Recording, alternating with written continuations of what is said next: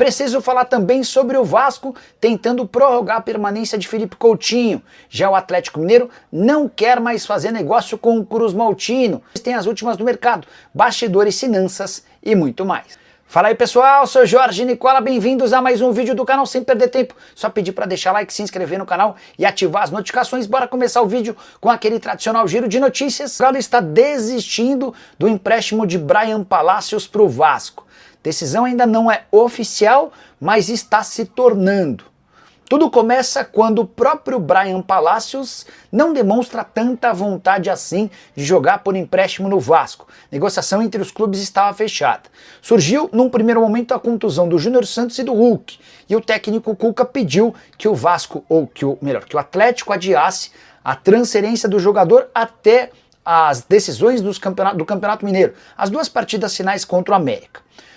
Existe uma grande chance de o Hulk estar em campo para o confronto contra o América nesse final de semana.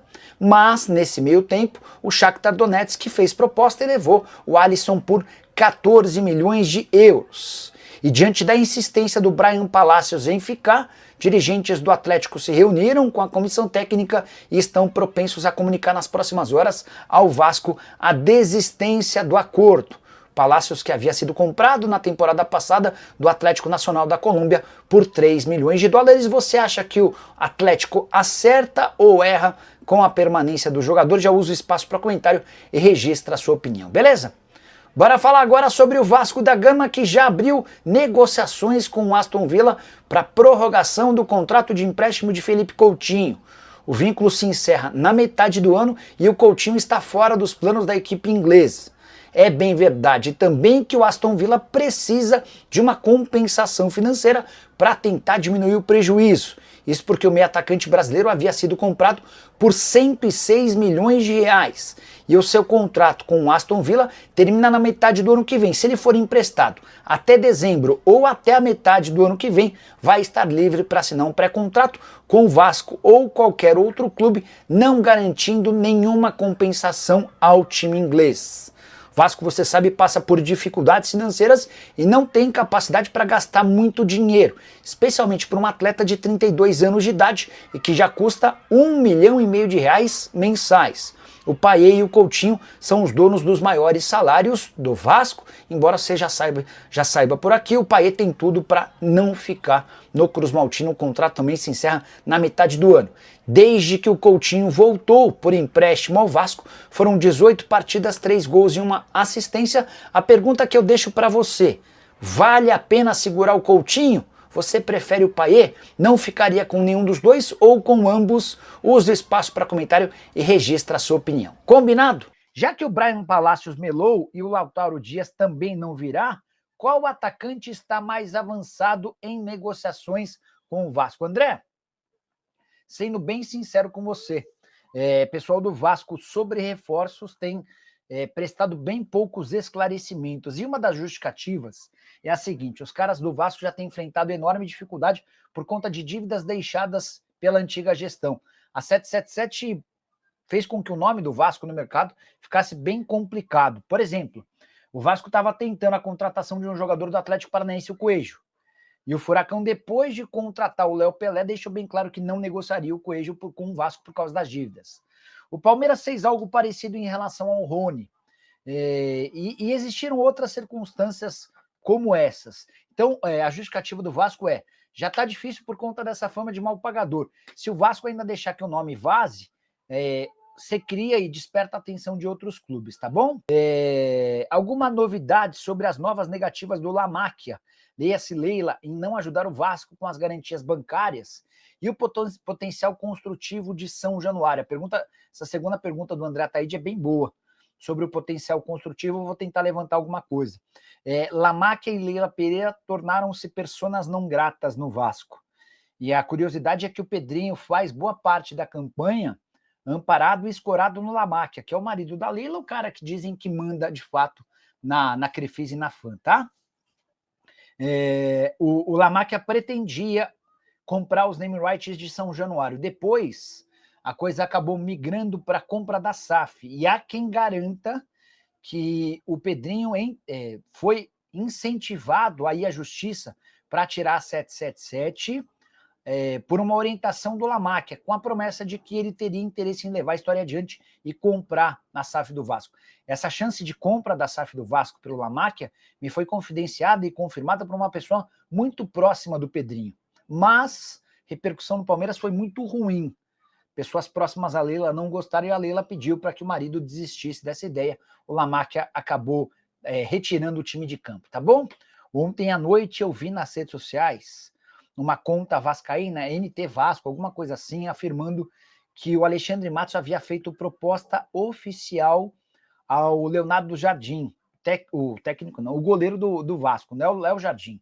E a ideia do Matos era contratar o Léo Jardim para 2026, ou seja, ele assinaria um pré-contrato a partir de julho e se mudaria para o Cruzeiro sem custos no primeiro dia do próximo ano.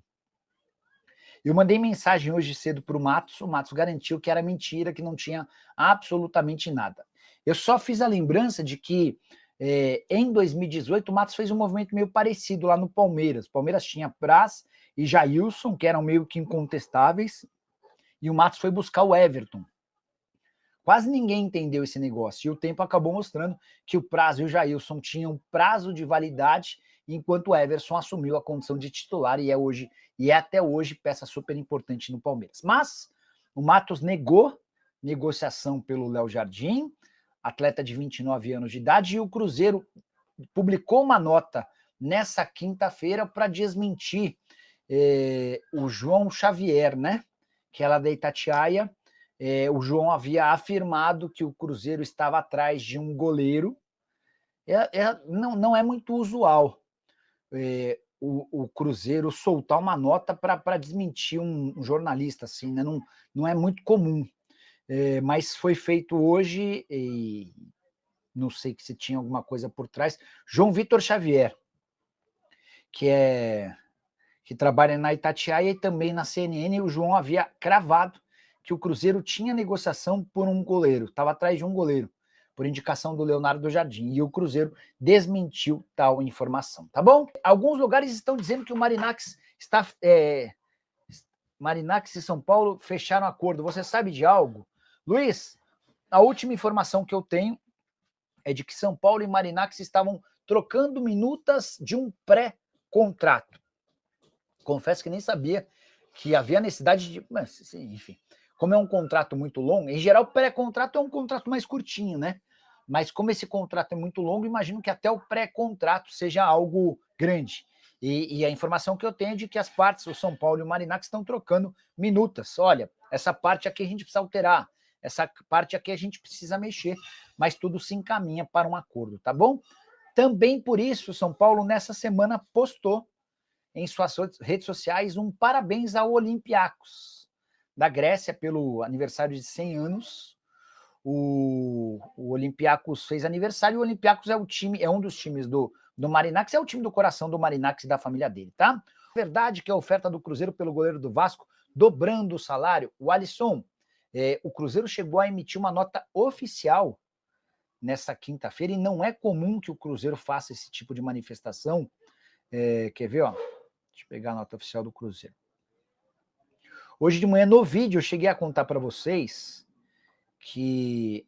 Comunicado oficial, deixa eu ver se é esse aqui, ó. Tá? Comunicado oficial e tal, e vou ler para vocês a nota. O Cruzeiro comunica que não tem interesse na contratação de um goleiro ou qualquer outro atleta nesse momento. O clube também aproveita para esclarecer que, em nenhum momento, o treinador Leonardo Jardim solicitou a contratação de um goleiro. Como já foi dito diversas vezes por nossa diretoria, o clube e a comissão técnica confiam no atual grupo para a disputa das competições no restante da temporada. A manifestação do Cruzeiro se dá depois que o João Vitor Xavier, da Itatiaia, cravou que o Leonardo Jardim havia pedido a contratação de um goleiro. A especulação sobre o Léo Jardim do Vasco no Cruzeiro foi feita ontem por uma conta que cobre o Vasco. E eu entrei em contato hoje cedo com o Matos, e o Matos disse que era uma piada, não tinha absolutamente nada, tá bom? Ouvi por alto você falar sobre o Vasco contratar. Deve ter um monte de jogador do Inter, mas se lembram do Inter. O Neri Ramos, deixa eu ver se eu entendo. Ó. Ouvi por alto você falar sobre o Vasco contratar. Deve um monte a jogadores e ao Inter, mas só lembram do Inter. O Vasco deve para o Inter, o Vasco deve para o São Paulo, o Vasco deve para o Corinthians, o Vasco deve para o Atlético Paranaense, o Vasco é um dos clubes que mais devem no futebol brasileiro. Mas, Neri, eu tô aqui para não passar pano para ninguém, né? E comecei a live contando um pouquinho sobre todas essas dívidas e como isso tem atrapalhado o Vasco na busca por reforços, tá bom? Os clubes não querem negociar jogadores com o Vasco por conta dessa situação. Perguntei se Capasso, zagueiro do Vasco, pode pintar no América.